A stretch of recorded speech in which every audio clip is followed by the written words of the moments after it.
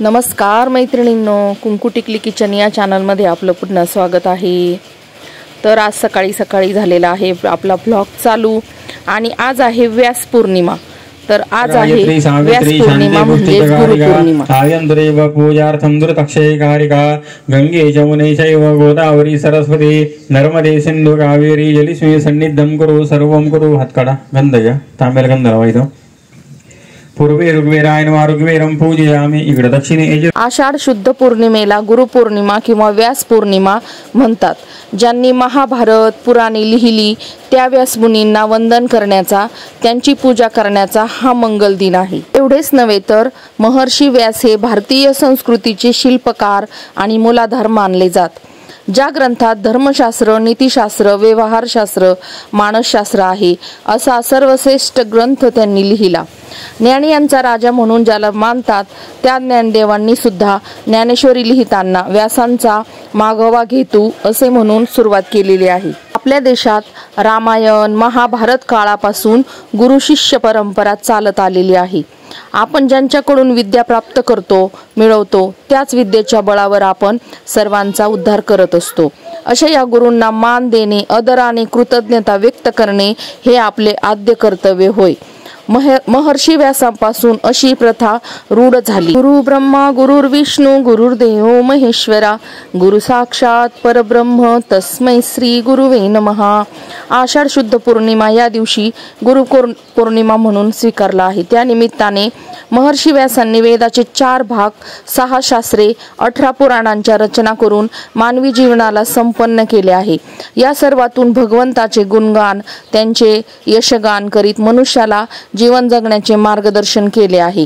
या अमौलिक कार्याची कृतज्ञता म्हणून भारतीय पूर्वसूरींनी व्यासांचे पूजन या दिनी केल्यामुळे या दिवसाला व्यास पौर्णिमा अथवा गुरु पौर्णिमा असे म्हणतात। भगवंतांच्या आशीर्वादानेच आपली सद्गुरूंशी भेट होत असते।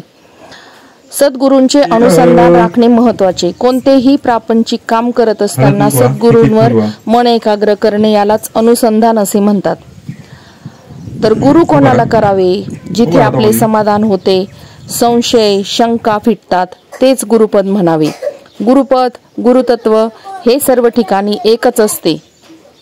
ज्या ज्या ठिकाणी मन जाय माझे त्या त्या ठिकाणी निज रूप तुझे। मी ठेविते मस्तक ज्या ठिकाणी तेथे तुझे सद्गुरु पाय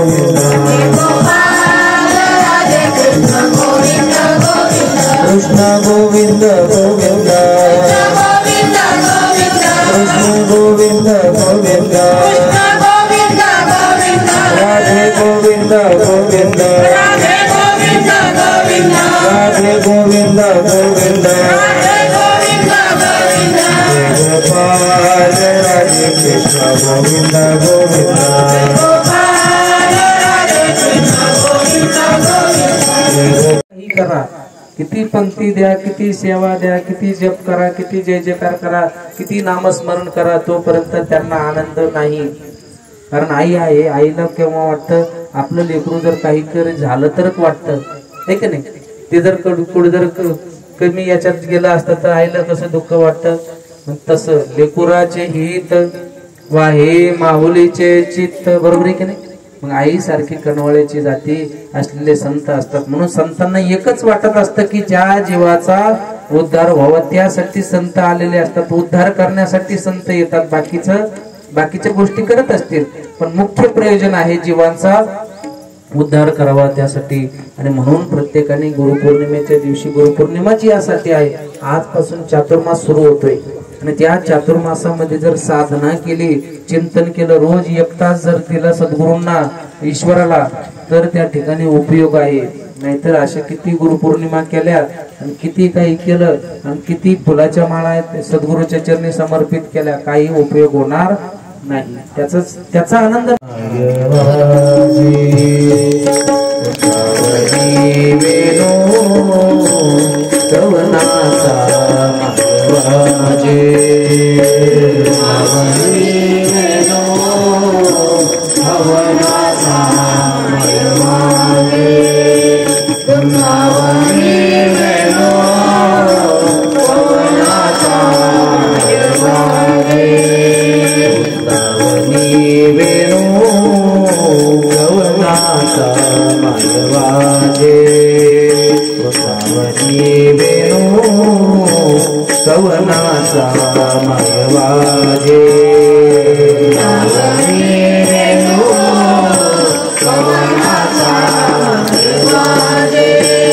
सर्वांनी टाळी वाजवा.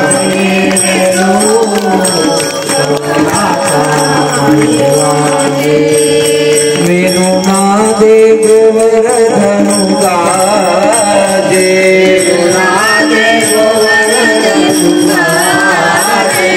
उच्चपत्रोणी मयूर विराजे,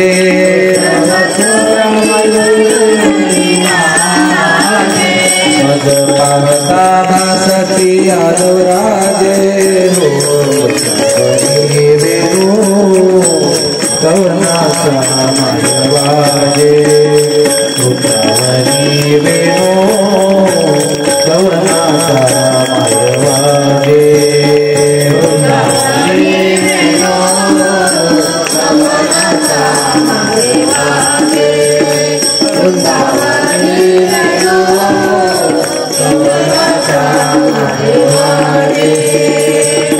सारा करो विसरले,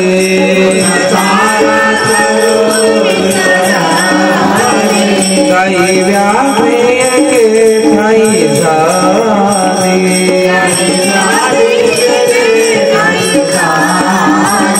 पक्षी कुळे निवांत राहिले,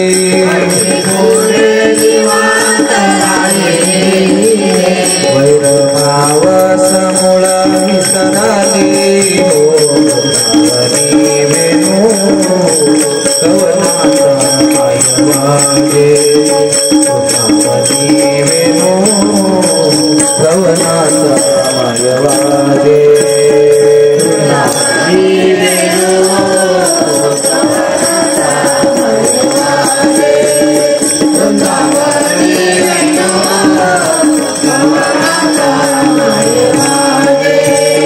यमुना जळ स्थिर स्थिर वाहे,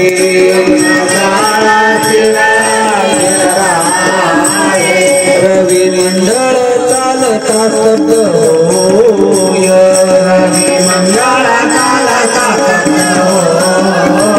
शेष कुर्म वराह चकित राहे,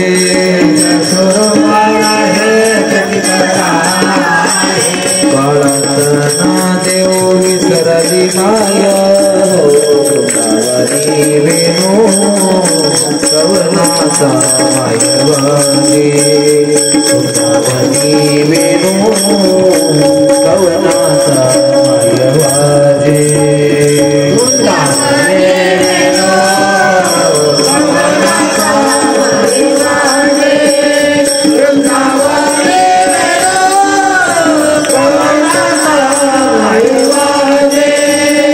ध्वनी मंजुळ मंजुळ उमटते, मंजुळ मंजुळ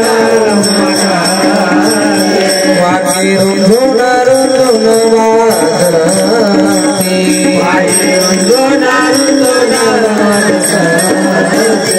देव विमानी बैसुनी स्तुती गाते,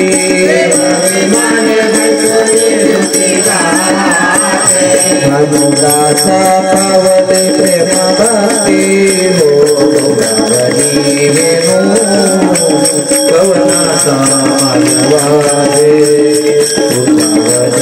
वेणू कवनाचा मायवाजे.